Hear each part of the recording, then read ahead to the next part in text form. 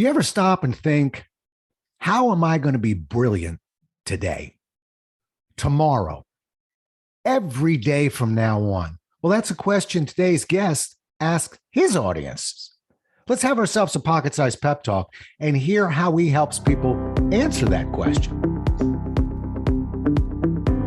A Pocket Sized Pep Talk, the podcast that can help energize your business and your life with a quick, inspiring message. Now, here's your host, Rob Jollis. His name says it all. He's Marvellous Mark Camp, and he's performed, toured, and spoken in dozens of countries, headlined a show on the Las Vegas Strip, is a reality TV star, and a hit radio personality. Mark's high energy and engaging speaking style and business relevant content show the audiences how to develop emotional connections, transform relationships, and unleash their own personal rock star. Welcome to the show, oh marvelous one.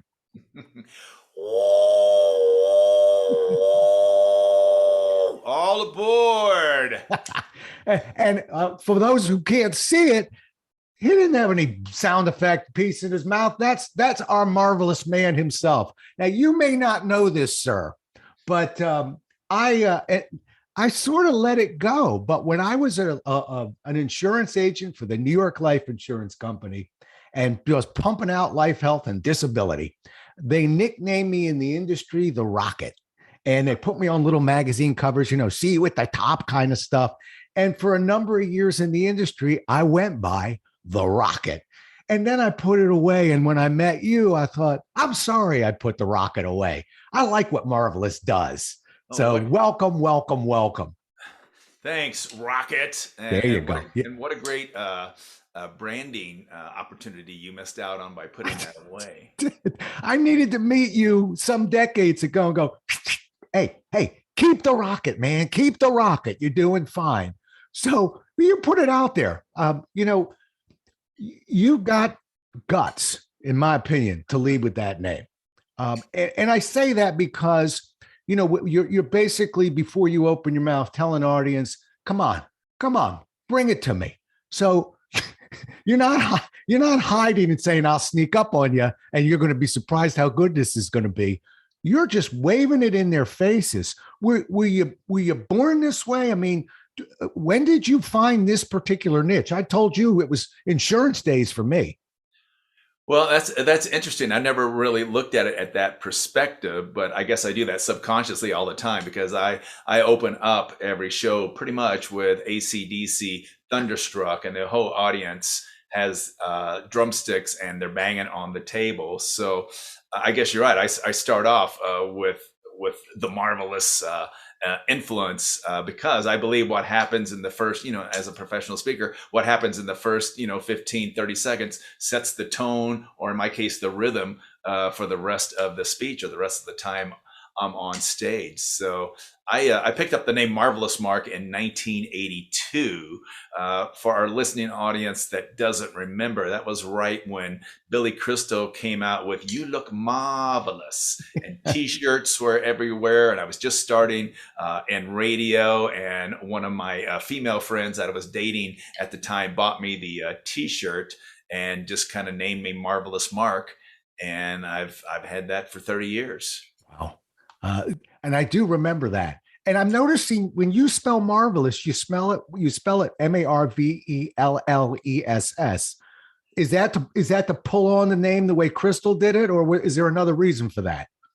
Well, a couple of different reasons, because part of being a rock star in your field or in your industry is creating a disruption or setting yourself apart like everybody else. Like I talked about the KISS principle, where all the other bands back in the 70s were just wearing jeans and T-shirts and playing their instruments on stage. Gene Simmons said, "We want to create the greatest and most rockiest band in the world." And they were willing to put on spandex, makeup, and get a tongue implant. So by spelling my name differently, there's two reasons. A, it's easier to trademark, copyright, and get the URL. And B, back then, DJs weren't as popular as they are now. So I was selling myself against 5-piece 8-piece bands, and my tag was less will give you more. I will deliver more energy on stage than a 5-piece band, or I'll give you your money back. And give me that website real fast, because I want people to go to that site. Tell me that site. The site is mmspeaks.com, capital M, speaks, SPEAKS.com. Right. And when you go there, folks, what you're going to see those drumsticks in the air. And because I've been there, I was looking at Marvellous Mark's site, and there aren't 4 drumsticks in the air. It looks like there's 4,000 drumsticks in the air. Those are some big gigs you were running. Yeah, I've been really lucky, just like you have in my career. I started out as an entertainer, where you've been speaking a lot longer than I have. But, those that listen to your podcast that are maybe considering getting in the speaking business, for me, and I think you'll agree, the key is stage time. So even though I don't have 30 years of speaking experience, I have 30 years of stage time experience. And to me, that's the biggest battle, is being comfortable on stage, and then you can deliver your content and your message. But yeah, I've given out almost 500,000 drumsticks. Well, you should be in Guinness Book of World Records.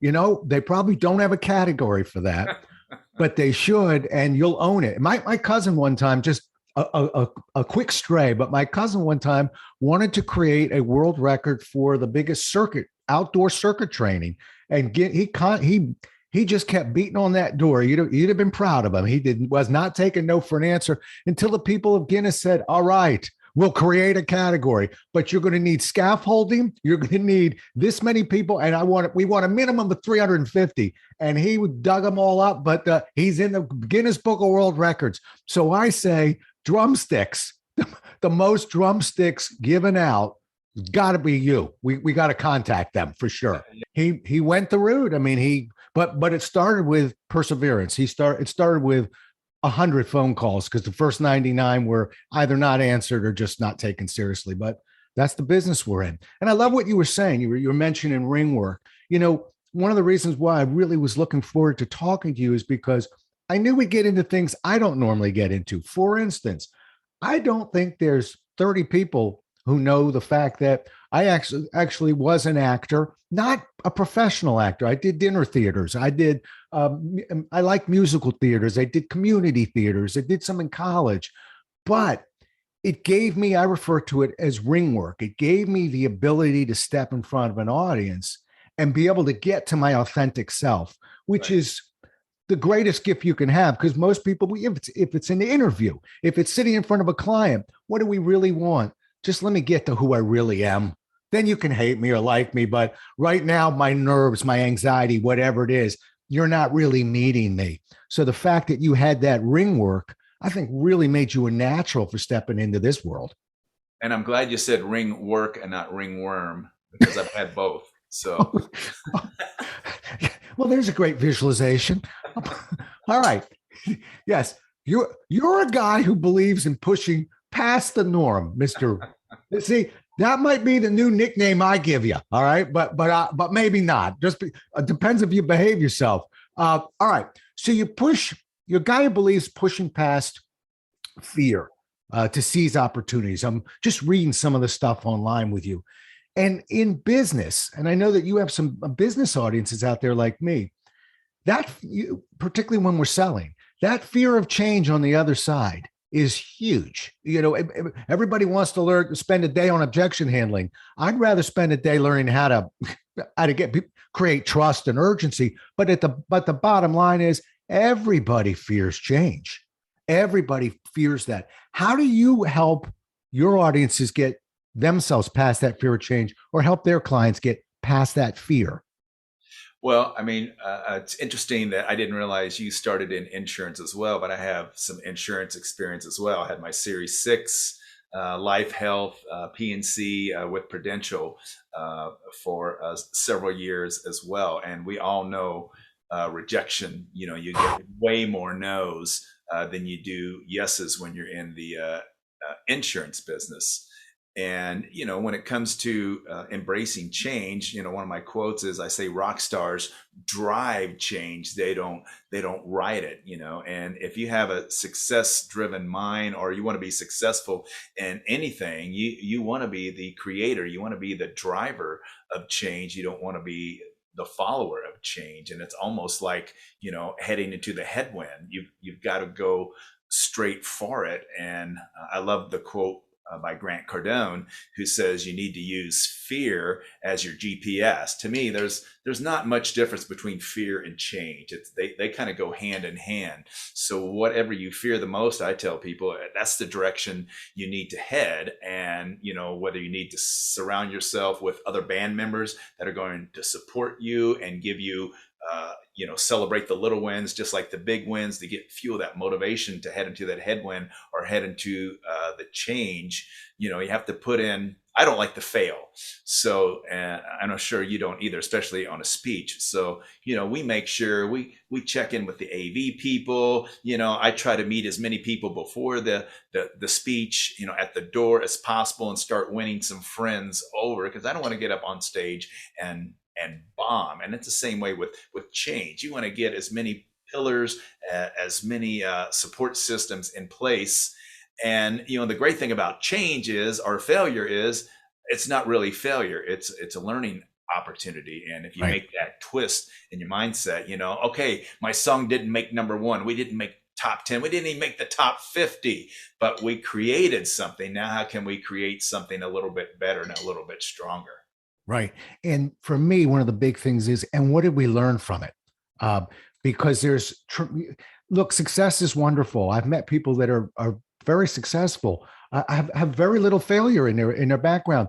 I don't consider them particularly wise people. I consider them blessed people. And I've met people that have failed a lot and struggled with success, and my heart goes out. But the people that I like hanging with are the people that have both sides of that equation. And they'll tell you, just like learning from a bad manager, you learn a lot more from a bad one than a good one. You learn a lot more from failure than from success, strange as that is. I don't think I've ever put it out there in a sentence like that, but it's reality. It stays with you. It leaves an imprint. So, and you mentioned something else that's very funny to me. My son is a professional comedian in LA. Is that explain the brick wall behind you? That's right. That's right. Yeah, I guess it's got a little on me. What is that? The Yuck Yuck Club or something.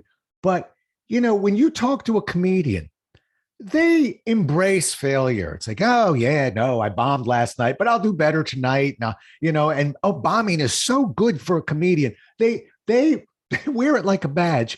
And for a professional speaker, I do not wear it like a badge. I'll fail at certain things, like got to get that hand out better. Got to figure out how to tighten that exercise up. I know what failure looks and tastes like. I do not seek it, not in front of an audience. I'll seek it in front of my desk here.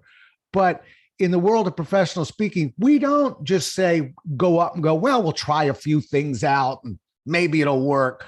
We do the very best we can to try and vet out whatever we're doing and then work with it. But no, I don't embrace failure at all as a professional speaker, not in front of an audience. Well, what about Elizabeth Taylor, who's been married like 12 times? Would you take marital advice from her? Well, first of all, she's no longer with us. We have to freshen that example up. Channel. How about Zsa Zsa Gabor? Should we do that one too? Yeah. Look, you got me tongue-tied on that, but I'll take somebody who's failed a lot. But remember, I don't think she succeeded a lot if you really want to go up that flagpole, I don't think she succeeded a lot in marriage. Remember, I want the one on both sides, not just a litany of failure. So the answer is no. I'm not taking advice from her. If she could form a question right now, and I don't think she can, but that's for another time. All right. I work with a lot of job seekers, and I help people who are in career transition. Been doing it for about 12 years now. And they get beat up a lot out there, just like when you were mentioned as an insurance salesman. And that's cool. I didn't know we had that in our background. I was a New York Life guy, by the way. But Yeah, will take a punch and go to the next door. But when a job seeker's getting beat up, it's tough. And I know you're a firm believer in developing a strong and positive energy. So for the job seekers out there who are getting knocked around a little bit right now, what would you say to them in terms of the failures that they're trying to cope with right now, and but trying to stay strong? Well, I agree with what you said, and I'll tag on to that as far, you want to ask as many questions as you can to keep from failure. So if it comes down to like a job interview, I coach people and say, hey, get together a little mastermind group or get together a little jam session team and think up as many questions as you can that you think the interviewer person would ask you, and have answers for those questions. And then when that person gives you an opportunity to speak and you're giving your pitch, because basically that's what you're doing, you have an opportunity to make an impression and sell yourself. If you can answer all the questions that the interviewer was going to think about asking you, I'd say you're very close to impressing that person and getting the job. And then of course, you have to do all the what I call the common sense things, and that's just do your homework, find common denominators, just like the whole 6 degrees of separation. You and I have that insurance connection just came out. What can you find out about the person that you're trying to apply with, or the company that you're trying to apply to, and then see if they have content and blogs on their website. I mean, how cool would it be if the CEO just happened to check their website's blog and they see an article posted by some stranger, and then that stranger comes into his office for an interview and he's like, wow, I had no idea. So there's a lot of little different things that the rock star will do, and I'll say it's not rocket science, it's rock it. Yeah, I feel like you knocked my name down a little bit while you were making that point, but not all rocket right. science, it's Okay. rocket science. I'm not so sure it's rock star science. I think it's rocket science, quite frankly. But all right, I hear you. Okay. One of your mottos is play full out, no matter where or what. Again, I've been kind of scoping you out online. Give me an example, and tell me how. I also know you take this through into businesses. So give me an example, whether it's a bank or something, but tell me how you do this in business. An example of going full out, no matter what, no matter where. Well, there's a couple of reasons I liked to tag on play full out. If you read the book Can't Hurt Me, I think is it David Goggins, the ex SEAL. I read in there that he said most of us perform at a 40% level. Most of us are not giving 100%. So he's like, when you think you're tapped out at 10 pull-ups, you can probably do 6 more because you're only performing at a 40% level. And even Grant Cardone says, success is our duty and obligation and responsibility. And we should always be performing at 100% because we're going to accomplish so much more. But on a spiritual side, it's like, if you believe in God or a creator or the universe, you're kind of saying F you by not playing full out or giving 100% to everything that you do with your energy level and with your your tasks, because it's a waste. I mean, our bodies are made to perform at a higher level than most of us use. So why wouldn't, if the difference between average and rock star, or average and great, if most of the world is performing at an average level or 40%, and whether it's a job seeker, why wouldn't you want to be at 100% and have a 60% advantage over in things you're going to accomplish, the energy, the connection, whatever you're doing or trying to accomplish, whether it's a job interview or whether it's completing a task for your employer. Why would you not want to play full out all the time? Yeah, I agree and it's a with muscle you. too. If you get in that habit of playing full out, then you only have off and on. You don't have 1 through 13. You're on 100% all the time. Yeah. One of the cool things that I really appreciate about you, and I know I'm poking at you with that name of yours, but I got to tell you, it impresses me, and I'll tell you, it's sort of an evolution of me in the business. First 20 years in the business, I was very superstitious. People said, I know you'll do well. I go, well, let's talk about that when I'm done. I had sort of jinxes. I didn't really want to tell people, just walk up to somebody and say, I'm about to walk up there and I'm going to kill tonight. I'm going to be a rock star. I sort of held that back, and I've changed that. I want to put it out there. It gives me something to fight for. I don't want to be ashamed or embarrassed to tell somebody I'm going to give you 100% up there. By the way, that 100% is completely in our control. I can't control the power. I can't control whether we blow a bulb on the projector. I know things I can't control, but our effort we can always control. And so much so that I've been talking to, particularly back into job seekers, talk about the fact that you're looking for a job, and that and that you're a very skilled employee, and that you bring tremendous things to the table. Don't look at that as a jinx.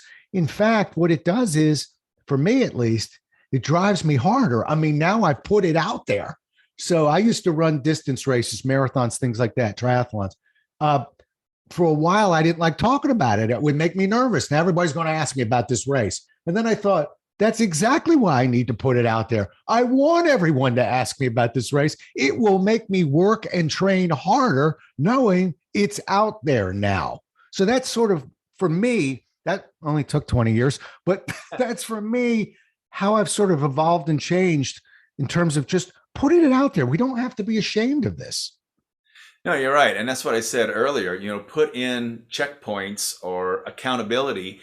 Basically, what you're doing is you're asking people to help hold you accountable, whether you see them again or, mentally in your brain. The more people you tell about your goals or about what you want to accomplish, the more it's going to fuel you. And one of the books I'm reading right now, Dr. Benjamin Hardy and Dan Sullivan, is The Gap and the Gain. Awesome book. And it definitely talks about how most people measure themselves against other people's standards. And really, the only person you need to measure yourself against is yourself. Yeah. And by telling others what your goals are, or you're going to go out there and kill it tonight, it doesn't matter what anybody else thinks. It's, whether you look back and say, okay, I was here and I'm here, or I was here and I'm here, the gap in the gain. We want to live in the gain and not the gap. So kudos to you for putting in checkpoints and holding yourself accountable with others. Well, it took me a while, but better late than never. I met somebody once who actually made buttons that said that she gives to authors that she's working with. And the button says, ask me about my book. And it's sort of this, and a lot of authors who haven't written their manuscripts, I don't want to wear that button. Then people, yeah, no, you want to wear the button. And in a sense, that's a metaphor for the conversation right now. Don't ever be afraid to put it out there. I think you get a whole lot more than you lose. And like I said, it drives you. Now you keep recommending books, but you haven't talked about your book. You got this book, Opportunity Rocks, Be a Rock Star in Business and Beyond. Tell me about that book a little bit. Well, that's because I'm a humble guy. I'm a humble rock star. You want to make everybody else successful, Zig Ziglar says, and then you'll get your success. But I just happen to have a copy of that book right here, and there it is. Where most people will actually come out with a book and then they'll do a keynote or a speech about their book. I actually had the keynote first, and that inspired me to write the book. And 30 years on the road, and watching documentaries, being on stage and touring with a lot of different comedians and rock stars. There's a lot of life lessons, and that's where I started making that connection between business principles of the success rock stars and regular corporate business principles. And business, as you know, business is business, and the strategies that work for the rock star the same way they work for the corporate, business executive leader or C-suite person. So yeah, the book it talks about, rather than talking about me or the person, and I'm not knocking that person, but the person that, climbed Mount Everest and froze their toes off, something that you can't relate to. We're talking about rock stars. Everybody loves and is mesmerized by music and rock stars. So we're talking about why the Rolling Stones, has 80-year-old fans and 13-year-old fans, and that they're still playing 40, 50 years later. We're talking about how Aerosmith did an unheard of marriage between rock and rap when both of their careers were pretty much washed up, and took Aerosmith to new heights with a new client base, and Run DMC to a whole new client base, and raised both of their careers. And today, all of the sampling in music and that is because of that unheard of collaboration between Aerosmith and Run DMC. We're talking about, the Grateful Dead, that in a time when people were afraid of bootleg recordings cutting into their profits, the Grateful Dead, they told everybody, bring their cameras, bring your video equipment. Yeah. And they actually invented social media before it was invented, because people brought their cameras and their video recorders. Remember the old giant Pioneer VCRs, and they would share them at their house parties with their friends, and they would get psyched up. Oh, I got to go to a Grateful Dead concert. So they actually were the first social media people, and they didn't even know it. Yeah, I think they also had a hand in tailgating as well. Yeah. Not that I ever went to a Grateful Dead. They had their hand on a lot of things that we probably shouldn't talk about on this. That's right. That's right. I don't believe I've ever been to a Grateful Dead concert, but if I was, I probably wouldn't remember it. So let's pivot off of that one and go here. You've been in the speaking business for 30 years or so. That's a long time. If you had 1 minute to provide advice, and I'll bet you are, I know I am. I'm stopped from time to time from somebody with their knees knocking, going, I'm going to be talking in 2 days. Give me something I can do that will have an impact. And of course, so you want me to take, a book, you want me to take a 2-day workshop and give you 3 sentences. And yet there are certain things, at least in my mind, that, okay, if you do this one thing, I think you get some bang out of it. Somebody stopped you and said, I got 1 minute. What would you tell them? 3 words: practice and rehearse. Yep. My favorite story is from Glenn Fry of the Eagles, where he said before the Eagles ever went out on tour, they would rehearse their set list 100 times in a row perfectly before they would go out on tour. So maybe they got to 98 and then they messed up. They'd start all over again, and until they had their set list played 100 times in a row perfectly, they would not go out on tour. And that's one of the reasons why the Eagles and their music is still legendary and so connecting and great to this day. And that's also a commitment to your audience or to your fans on being able to perform a perfect performance every time. And it allows them to party and do whatever they want to do. And it's just motor skills, a lot of it, still playing the right song and the right note at the same time. So I remember my first big paid engagement for Pepsi years ago. And I definitely wasn't as prepared as I thought I should have been. And, to have a few more hours of practice and rehearse would have made a huge difference and probably would have got me rebooked. All right. And yet I'm not going to let you off the hook with that one because I'm with you. Look, I tell them it's like real estate: preparation instead of location. But when you're not a professional speaker, a lot of times they're given, and even for corporate trainers, I was a corporate trainer for Xerox for 10 years. We were given curriculum 3 days before delivery. I remember one particular class, it was a 2-week class. Part of it came 3 days before we began. So the tougher piece, I love to be able to curl up with some curriculum or with some notes, but The real world for me is sometimes people get tapped on. It's going to be a one and done presentation. They're still gathering information. They can't get the level of preparation you and I would recommend they get. And they're going to go under fire. Here's a fun fact. The first book I ever wrote, which was going to be called Under Fire, the ABCs of Corporate Training. Instead, it was called How to Run Seminars and Workshops. However, it did sell a ton of copies.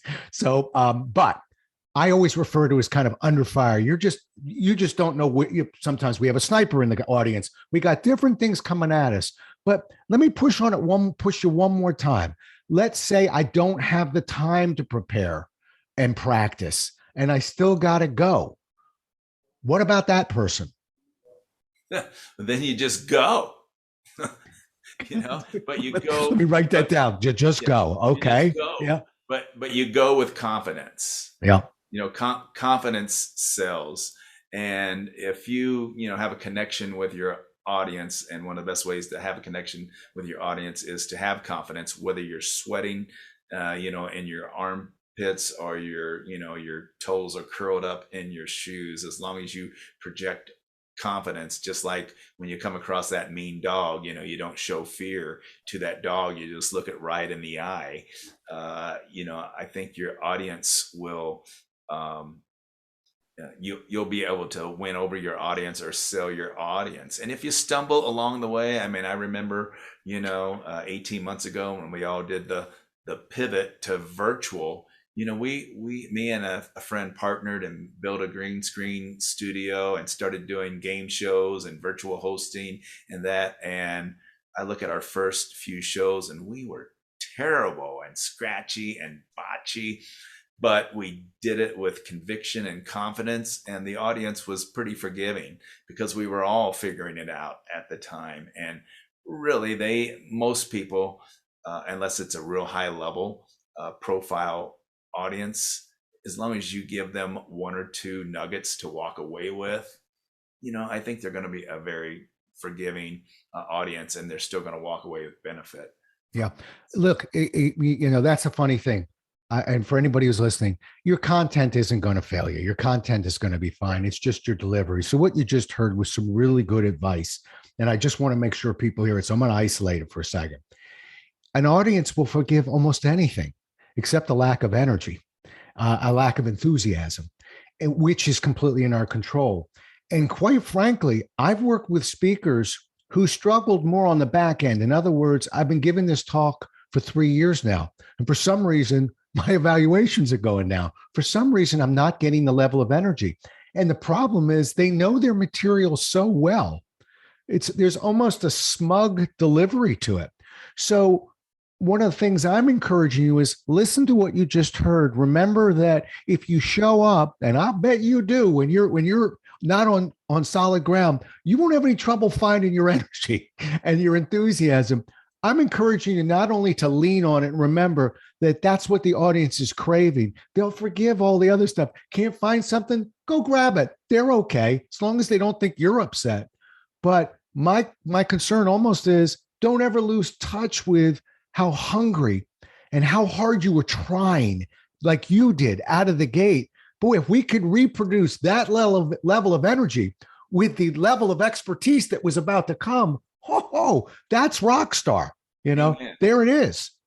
It's like the quote where, how successful would we be if we worked at the same level every day before we take our vacation? Yeah. Wow. Yeah. Vacation. Oh, I got to get this done. I got to make sure so-and-so is going to cover for me. I got to do this, got to do that. Oh man, it's like, I can't believe I'm doing all this and I'm going on vacation. That sort of attitude. And so I was going to tag something onto what you just said about that with the whole confidence thing.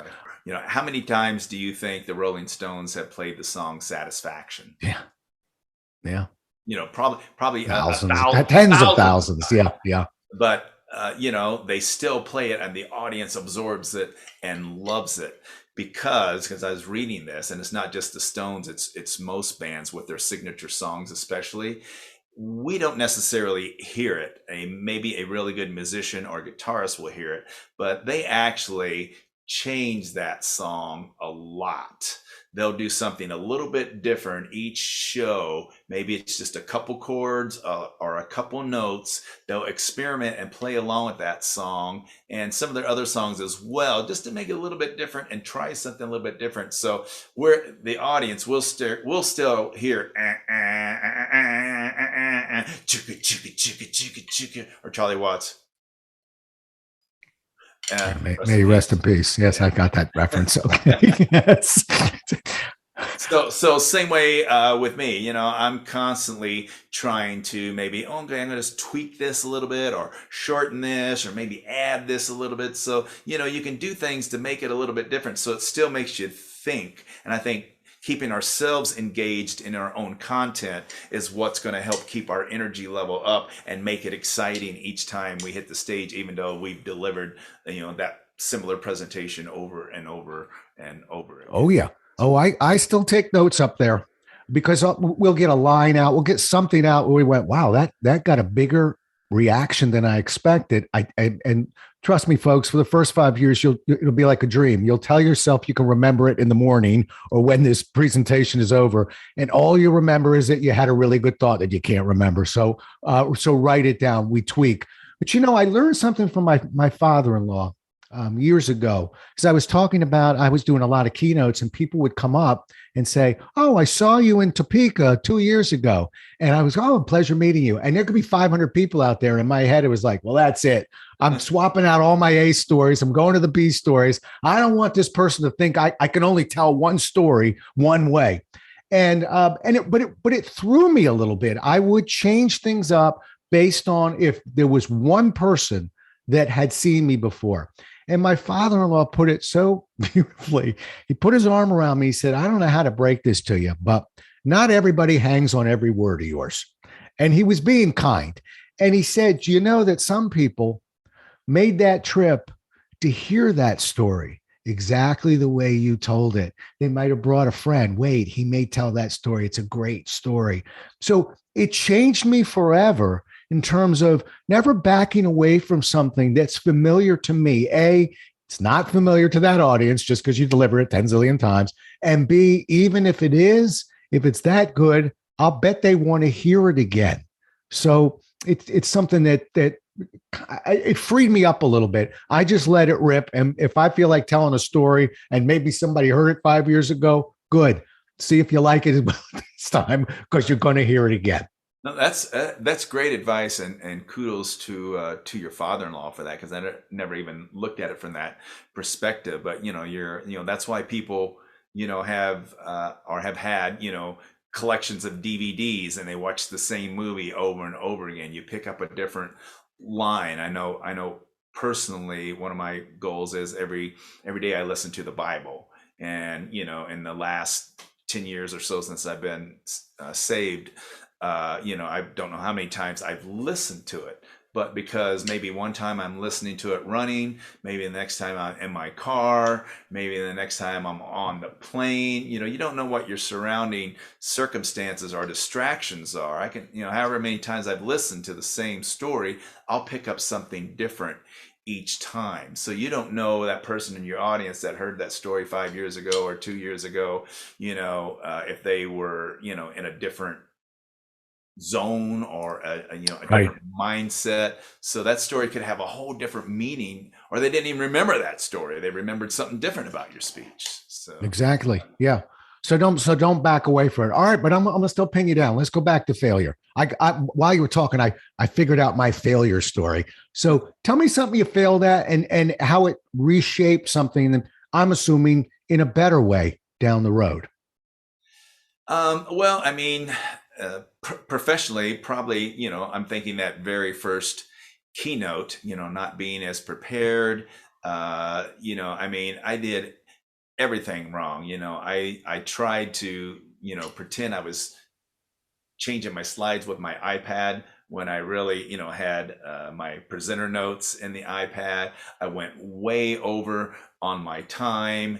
You know, it was just, you know, I wasn't making a contact with the audience.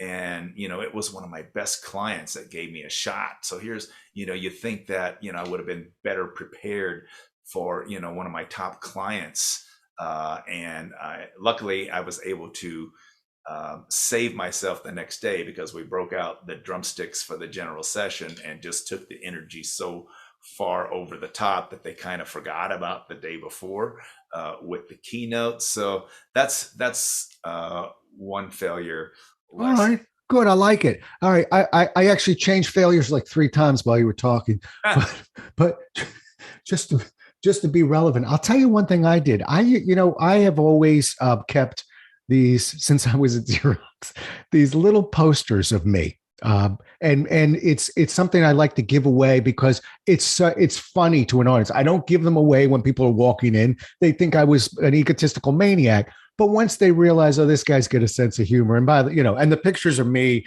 in very spectacular moves, going, you're today you're almost as good as I am, and people laugh at him. But I always kept one in the bag from the beach trip I took with my kids, where they superimposed my head on Dr. Evil, and it says, "Today I found your participation positively evil." And I thought, I'm gonna hold that one and I'll give it to a good sniper someday, somebody that's being a little bit obnoxious. And so I closed a presentation off. I was in Austin, Texas, and this guy was just getting under my skin. And snipers, I call them snipers because it would be easy if somebody says, "Excuse me, Mr. Giles, but I think you're an idiot." That one I'm okay on. But snipers say, "Oh, I don't mean anything. And I was just curious, will we get anything that's actually helpful today?" So they kind of hide behind the audience. Anyway, this guy just annoyed me. And at the very end, I closed. In other words, I was coming off that balance beam, get ready to do my dismount in a sense. And I said, and you over there, I got something special for you. And I unrolled it and I gave it to him. And he looked a little hurt. I didn't care. But I looked at the rest of the audience and I realized, oh no, now I just punched one of them.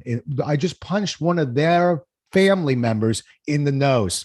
And good work, Rob. You closed with it. I didn't even have time to go, we got 15 more minutes. I'm going to make this guy a very happy. Nope. I had to, the mood got sucked out of the room. It wasn't funny.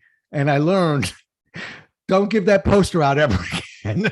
It goes on the wall. It's a nice little funny poster, but you don't want to, you see, when somebody's inappropriate in an audience, the audience knows it. You don't have to stoop to their level. The moment you do, now we got like dueling banjos. Now we have dueling knuckleheads, and you're forcing the audience to choose. And I learned from it, but I wouldn't do that one again. I would love to have seen your surveys from the client on that gig. I actually did see them. If I get one survey that's not nice in 500 people, it really bothers me the whole plane trip home. I got about 10 that weren't so nice out of about 500. And that was 9 more than I should have got. I blew it. But I was, the other side of me says, well, we were experimenting. We were trying something new. Right. We learned that doesn't work real well. So away we go. But no, that was a good one. Okay. I'm a firm believer nowadays that you got to have haters. You got to have a few haters in there. And that tells you you're doing something right too, because most of those, are jealous or they wish they were you, that sort of thing. So it's okay to have a few haters in the audience as well. What a great point you just made. I'm so glad you tacked that on, because again, let's you and me go into the Wayback Machine, and both of us are a couple years into the business, and we got a hater out there. And what's the knee-jerk reaction? The knee-jerk reaction is not to close by giving up a poster, but we'll catch it early, is to fawn all over them, is to want to help them because we're going to win that individual over. And A, we won't win the individual over. B, that's what the audience sees every time when Larry's in the audience. The speaker's starting to just pay way too much attention to him. And C, I'm losing a lot of my audience because I'm trying to play nice with a person who's never going to play nice. Right. So you're absolutely right. As you mature in the business, what you learn is, let's not give them a reason to hate us, like a poster of you. And let's just rise above it. I coincidentally, even in a workshop of 20 people, I don't really ask them many questions and they don't respond to much that's going on. We leave them alone. They leave us alone. We manage the other 19 out of 20 and we win the day. But I got to tell you, that wasn't my instinct coming out of the gate. My instinct was win them all. Right. It doesn't work that way. Yeah, you can't win them all. No. But what we like to think is we close a higher percentage of them all if we're on process and doing what we've been taught to do. Okay, coming down the home stretch. How about you and I hope this is a compliment to you, but you're more. You got a poster for me? That's right. Yeah, you were positively evil today. No. I will find that, by the way. I'll email you a copy of it. Yeah, I should have want it. to see it. Yeah, it's a good one. It's only seen the light of day once. But I think you fall into more of that motivational category. Now you're teaching business lessons, but I look at you, you can tell me I'm wrong, and I see you branded as, very motivational. Me, slightly different. I'm trying to be motivating. I'm trying to be inspiring, but frequently I'm running 2-day workshops for sales teams. And if I get too motivational, by the way, it's also 15 hours long, not a keynote. It's like a different genre. But can you maybe a couple of myths that motivational speakers, maybe you want to debunk for the world of motivational speakers? I got one in my head. I think you'll pluck it right off the bat, but I'm curious. What do you want to tell this group that's listening? Well, I think Zig Ziglar said motivation is like taking a bath. It's not necessarily, but highly recommended daily. And then Jim Rohn says motivation gets you going, but it's the habits that keep you going. So, I would be a great opener for you, get everybody all pumped up, jamming on the drumsticks, and then you come in there and teach them the strategies and the habits of being successful as a salesperson.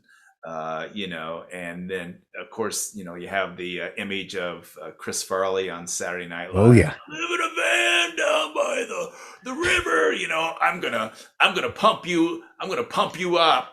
To where I try to make my style, a third energy, a third motivation, and a third engagement, because there's a lot of entertaining speakers out there that are very entertaining, but they're not engaging their audience. And in the world of millennials and XYZ, I can proudly say that I have probably the least percentage of people going down to their phones, because I'm just like a comedian, supposed to have a laugh or a zinger, every couple minutes. I try to do that with my presentation, so they don't have time to go to their phone unless I ask them to get their phone out and to do something engaging on their phone.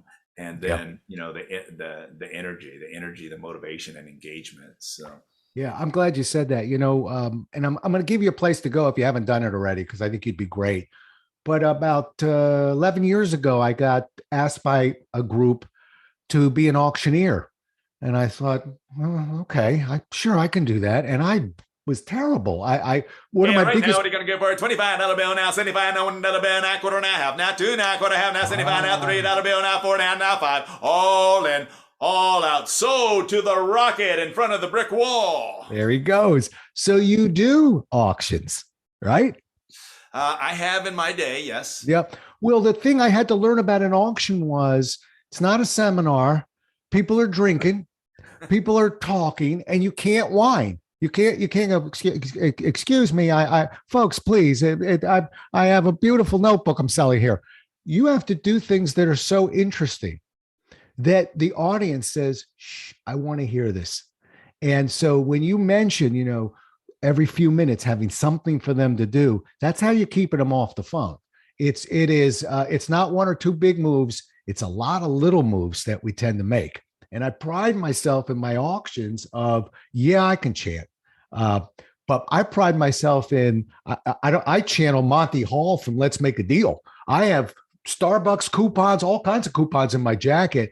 And if I'm auctioning off a cruise, I've got a Starbucks coupon for somebody who can give me, what's the biggest ship out there? Or somebody give me, this thing takes out of Europe. How much does it cost to fly to England within $100? And I'm giving off, and now it's quiet. Now we're bringing them in. Now we can get at the material. So what guys like you and I tend to do is when we're given a keynote is we'll catch your attention with something with a drumstick. Okay. And then we'll give you some meat once all eyes are on us. And to me, that's the cool part. I guess one of my myths for motivational speakers are don't put them down. I actually open with Chris Farley every now and then. Dad, I wish you just shut your yapper. I know that clip pretty well. But that is the classic, and by the way, done brilliantly by Chris Farley. And yet, a good motivational speaker like the one you're hearing right now, Marvellous Mark, is a guy who mixes energy, entertainment, inspiration, motivation, information. And what you don't know is we come out of the gate as hard as we can. Yep.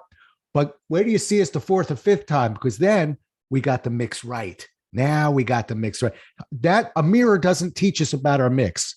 Right. An audience does. Yeah. Not the DJ, the audience. Yeah. Oh, I got to tell you, I could go forever with you. You're about ready to set the longest podcast I've ever had. Yes, that's me. I want to set a record. There you go. Well, I want drumsticks in hands as your record. I'm going to hook you up with Brian Jollis. You'll see. Whenever you come to Vegas, I definitely want to hook you up. Oh yeah. We'll go to So. Yeah. That'll be fun. The Marvellous Mark and the Rocket are on the town. Okay. How do people hear about you? How do they get a hold of you? Well, they can ask my ex-wife. She's very good about PR. No, I'm just kidding. Best way is just to Google Marvellous Mark. I have all the different spellings of Marvellous Mark. Oh, good. Because some people don't understand less is more, and they want to spell it the correct way instead of the wrong way, or just mmspeaks.com. And excellent. As we gear up coming out of the pandemic into 2022, we've rebranded ourselves and our message this year to re-energize, re-engage, and rebuild your rock star teams for 2022. Bingo. And don't forget, opportunity rocks. Be a rock star in business and beyond. And get that at Amazon, I'm assuming, and pretty much any online outlet. And I'm going to tell you right now, I want a copy of that. I don't want you to send it to me because I want to provide you with a validated, a verified review. But I just, I got to tell you, I don't get many people like you on my show, and believe it or not, that's a good thing. and I've loved it. I've really enjoyed mixing it up with you. I really feel like you and I could spend some time swapping audience stories, but I'm grateful you took the time to talk with us, and thanks so much for being on the show. Really, really happy to have you on. No, Rocket. I am, like I said, I'm a big fan of your newsletters and your blogs and that, and I love your stuff. Very relatable, and I love your stories. And I look forward to reconnecting. I'm sure you'll come to Vegas one of these times. Where's home for you at? I forgot. I'm right outside of Washington, D.C. Okay, I'm so sorry. But I'll get out there sometime. I feel sorry. You know how many times I've heard that line, by the way? Versions of, gee, that's too bad. Are you okay? Yeah, I get it. Thank you for piling on there, Marvellous. I'll trade you drumsticks for a Dr. Evil poster. We could swap speaking stories forever. Really glad to have you on, and thanks again for being on the show. Truly. My pleasure. Rock on, Rocket Man. Rock on. Well, we'll do it again as well as we can next time. Until then, everybody, stay safe.